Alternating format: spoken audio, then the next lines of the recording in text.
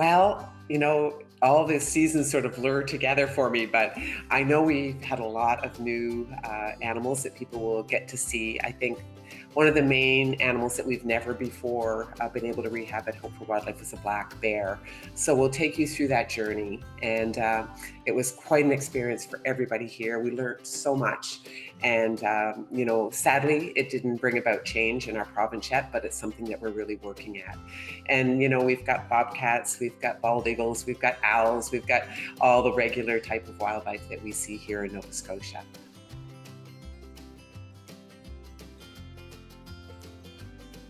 We had some very tough white-tailed deer cases. It seems like each year the number of animals that we get for hit by cars is on the rise.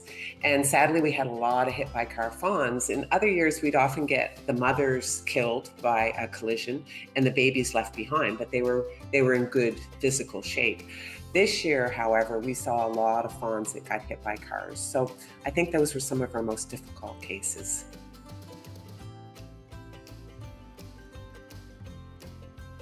I really wanted 2019 because that's when most of the filming took place for this season. I wanted it to be different, and I was very excited about maybe crossing some bridges and coming to better agreements and understanding with the government. But I have to say, it was probably one of the most difficult years I've ever gone through. I felt very discouraged in that I wasn't making progress. But it's a new year now, it's 2020, so maybe we'll make some good headway this year. I always try and keep a very positive attitude, even though it was a very rough year with conflicts between lands and forestry and the wildlife rehab. We did make some good headway at the end of it all, and we opened up some doors for some really good conversation. So I'm really hoping for a better year this year.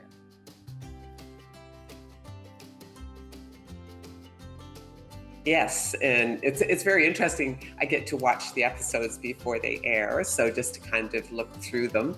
And when I watched, I thought, yeah, that really was bad. When you're going through something, it never seems as scary as when you watch it back. And it was quite a storm. I'm feeling that we're getting more and more heavy winds lately in the last 3 or 4 years, and it really does have an impact on everything.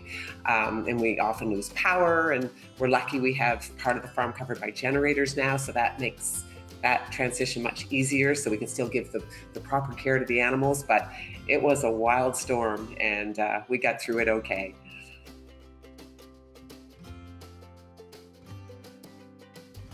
Well, being along the ocean, we do see an increased number in birds, and especially in the big hurricanes.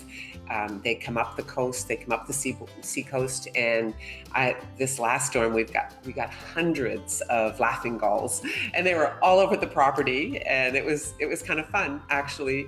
And we know there was still enough summertime left that they made their migration back. Hopefully, most of them they stayed around till they got rested, and then off they went. We had one case, we had a lot come in that were injured because they got banged around quite a bit, and we had one case that we had to hold back.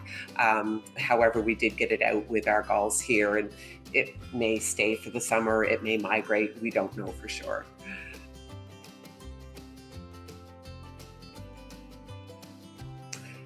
It's such an interesting question. My biggest focus right now is to get Nova Scotia looked after even better. There's only 2 wildlife rehabs in our whole province, and it takes a good 8 to 10 hours to go just from one end to the other. So it causes a lot of problems within our province getting the animals in quickly, because that can be the difference between life and death. So I think my first really big hurdle would be maybe get a few smaller satellites set up in Nova Scotia, especially for the summer months, and where we could treat the animals quickly and more efficiently.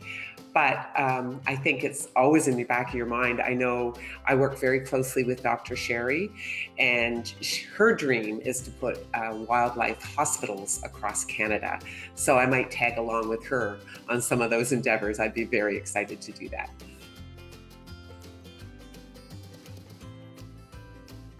I think I've always had a strong interest in nature, and it was really, I love science, I love studying, I love biology. So through school, I never really knew what wildlife rehab was, but I had a keen interest.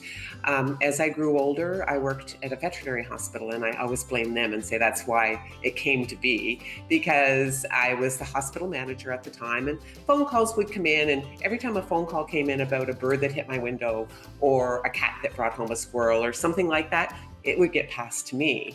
So it started educating. And to me, that's still such an important role in what we do in wildlife rehab.